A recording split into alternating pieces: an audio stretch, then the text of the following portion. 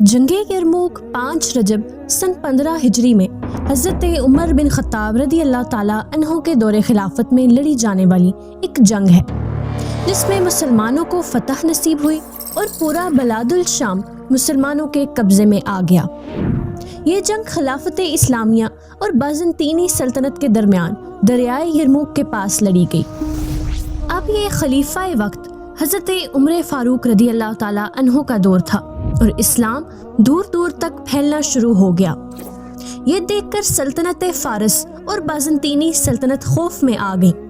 خوف کے مارے ان دونوں سلطنتوں نے آپس کی کئی سالوں کی دشمنی کو بھلا کر مسلمانوں کے خلاف اتحاد کر لیا۔ رومی سلطنت جو اس سے پہلے ہر محاذ پر شکست کھا رہی تھی، اب اس نے بدلہ لینے کا فیصلہ کر لیا اور مسلمانوں کے خلاف 2 لاکھ یا اس سے بھی زیادہ کا لشکر تیار کیا۔ یہی نہیں بلکہ ساسانی سلطنت کے بادشاہ کو مزید فوج تیار کرنے کا بھی خط لکھا۔ اب حضرت عمر رضی اللہ تعالیٰ عنہ نے حضرت ابو عبیدہ بن الجراح کو فوج کا سربراہ مقرر کر دیا۔ حالات کو دیکھتے ہی حضرت ابو عبیدہ نے تمام فوجی عہدیداران کو بلا کر مشاورت کی اور جنگی حکمت عملی پر بحث شروع ہو گئی۔ فیصلے کے مطابق مسلمانوں نے رومیوں کے فتح شدہ علاقوں کو بغیر جنگ کے چھوڑ دیا اور دمشق آ گئے، جہاں کے حاکم حضرت خالد بن ولید رضی اللہ تعالیٰ عنہ ان کا انتظار کر رہے تھے۔ حضرت ابو عبیدہ بن الجراح رضی اللہ تعالیٰ عنہ دمشق پہنچے اور ساتھ ہی دمشق کے قریبی علاقوں میں بسنے والے رومیوں نے بھی بغاوت شروع کر دی۔ اب حضرت عمر فاروق رضی اللہ تعالیٰ عنہ کا خط پہنچا اور آپ رضی اللہ تعالیٰ عنہ کی ہدایات کے مطابق مسلمانوں نے دمشق کو بھی چھوڑ دیا۔ دمشق کو چھوڑ کر مسلمان حضرت عمر بن العاص رضی اللہ تعالیٰ عنہ کی زمینوں پر آ گئے، کیونکہ اس کے پیچھے عرب علاقے تھے اور یہاں سے مدد ملنے کا بھی امکان تھا۔ اب یہ فیصلہ اس لیے کیا گیا تاکہ مسلمانوں کو مدینہ سے مدد فراہم کی جا سکے۔ دوسری طرف حضرت عمر فاروق رضی اللہ تعالیٰ عنہ نے مدد کے لیے مزید فوج کو اکٹھا کرنا شروع کر دیا اور ساتھ ہی مسجد نبوی میں لوگوں کو بلا کر ایک فصیح و بلیغ خطبہ دیا۔ اب اس خطبے کو سنتے ہی سب سے پہلے 100 بدری صحابہ کرام جو کہ اس وقت زندہ تھے وہ جہاد کے لیے تیار ہو گئے۔ ان کو دیکھ کر 1000 اور صحابہ کرام تیار ہوئے اور ان 1000 صحابہ کرام کے شوق جہاد سے متاثر ہو کر 5000 مسلمانوں نے جہاد کا وعدہ کیا اور یوں مدینہ منورہ سے 6000 مسلمانوں کا لشکر تیار ہو گیا۔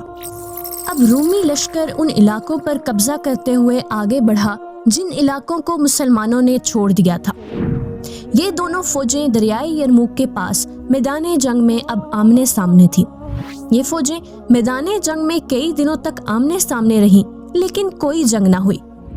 اتنے میں رومی لشکر کے سربراہ وہان کا ایک کمانڈر حضرت ابو عبیدہ بن الجراح رضی اللہ تعالیٰ عنہ کے پاس آیا اور کہا کہ ہم آپ سے جنگ نہیں چاہتے بلکہ مذاکرات چاہتے ہیں، تو کل کوئی کمانڈر ہماری طرف بھیجیں۔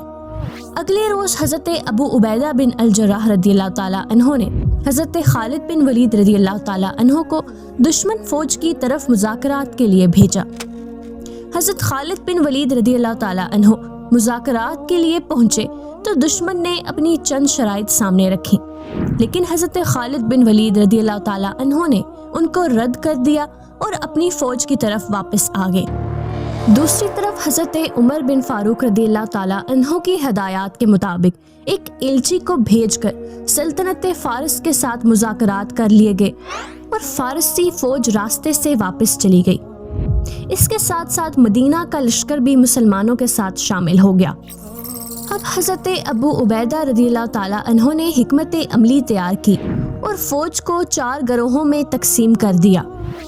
ان گروہوں کی سربراہی حضرت عبیدہ، حضرت خالد بن ولید، حضرت شرجیل اور حضرت یزید بن سفیان رضی اللہ تعالیٰ عنہ کر رہے تھے۔ اب حضرت ابو عبیدہ رضی اللہ تعالیٰ عنہ نے حضرت خالد بن ولید کو کچھ حکمت عملی کے تحت فوج کا سربراہ مقرر کر دیا اور ان کا لشکر باقی گروہوں کی پشت پر کھڑا ہو گیا۔ دوسری طرف رومی گھبرا گئے کہ لشکر فارس نہیں پہنچا۔ جب رومی لشکر کے سربراہ وہان نے دیکھا کہ مسلمانوں کے ساتھ ہر روز چند گروہ شامل ہو جاتے ہیں تو انہوں نے فارسی فوج کا انتظار نہ کیا اور مسلمانوں پر حملہ کر دیا۔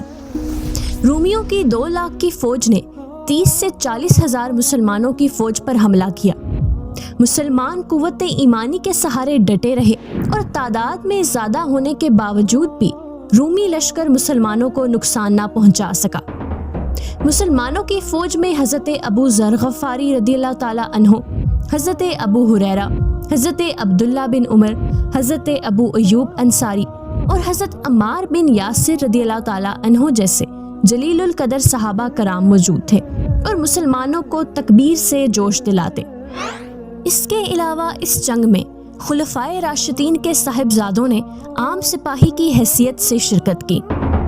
اب یہ جنگ 6 دنوں تک جاری رہی۔ جب بھی کوئی گروہ باقی گروہوں سے پیچھے چلا جاتا تو حضرت خالد بن ولید رضی اللہ تعالی عنہ اس گروہ کی مدد کے لیے پہنچ جاتے۔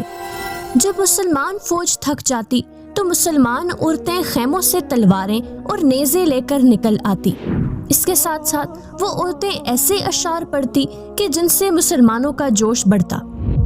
جنگ کے چوتھے دن سب سے زیادہ مسلمانوں کو نقصان پہنچا کیونکہ کفار نے مسلمان فوج پر تیر اندازی کی جو کہ مسلمانوں کی آنکھوں میں لگے۔ کئی مسلمان نابینا اور کئی شہید ہو گئے۔ اسی روز ابو جہل کا بیٹا اکرمہ بن ابو جہل بھی جہاد کرتے کرتے شہید ہو گیا۔ اب دونوں فوجیں تھک چکی تھی اور رومن کمانڈر وہان نے مسلمانوں کی طرف ایلچی کو بھیجا۔ ایلچی نے بتایا کہ ہم اب جنگ نہیں چاہتے تو اس جنگ کو کچھ دنوں کے لیے مؤخر کر دیا جائے، لیکن مسلمان کمانڈروں نے اس پیشکش کو قبول نہ کیا۔ اب اگلے روز رومی لشکر میں سے ایک کمانڈر نکلا اور اس نے مسلمانوں کو چیلنج کیا۔ مسلمان لشکر میں سے حضرت ابو عبیدہ رضی اللہ تعالی عنہ اس کے مقابلے میں نکلے۔ اب 2 کمانڈروں کی لڑائی جاری ہی تھی کہ حضرت خالد بن ولید رضی اللہ تعالی عنہ نے مسلمان گروہوں کو حملے کا حکم دے دیا۔ مسلمان فوج نے کفار پر حملہ کر دیا اور کافی مسلمان شہید ہونے لگے۔ یہ دیکھتے ہی حضرت خالد بن ولید رضی اللہ تعالی عنہ مسلمان لشکر سے گھوڑا دوڑاتے ہوئے الگ ہو گئے اور اپنے ساتھ تقریباً 60 سپاہیوں کو لے کر دشمن پر دائیں جانب سے اس قوت سے حملہ کیا کہ دشمن کی فوج بکھرنے لگی اور مسلمانوں نے ان کو ختم کرنا شروع کر دیا۔ اب دشمن فوج میدان جنگ سے فرار ہونے لگی، لیکن حضرت خالد بن ولید رضی اللہ تعالی عنہ نے اس پل پر فوج بھیج دی جو کہ دریائے یرموک پر بنا ہوا تھا اور یہی واپسی کا راستہ تھا۔ رومی لشکر کے سربراہ وہان جنگ سے فرار ہوتے ہوئے پکڑا گیا اور حضرت خالد بن ولید رضی اللہ تعالی عنہ نے اس کو قتل کر دیا۔ مسلمانوں کو اس جنگ میں عظیم الشان فتح حاصل ہوئی۔ شام جو کہ عیسائیت کا گڑھ تھا آج مسلمانوں کے قبضے میں آ گیا اور مدینہ میں مسلمانوں نے اس فتح پر اللہ پاک کا شکر ادا کیا۔ دوسری طرف رومی سلطنت کا بادشاہ ہرقل انطاکیہ میں موجود تھا۔ وہاں سے فرار ہوتے ہوئے کہنے لگا کہ اے سرزمین شام، تو بہت خوبصورت زمین ہے، میں تجھے سلام پیش کرتا ہوں، لیکن افسوس کہ ہم نے تجھے کھو دیا ہے اور اب دوبارہ کبھی واپس نہیں آ سکیں گے۔ یہ کہتے ہی وہ استنبول فرار ہو گیا۔ اس جنگ کے بعد کچھ ہی عرصے میں مسلمانوں نے ایک اور بڑی جنگ لڑی جسے جنگ قادسیہ کے نام سے جانا جاتا ہے۔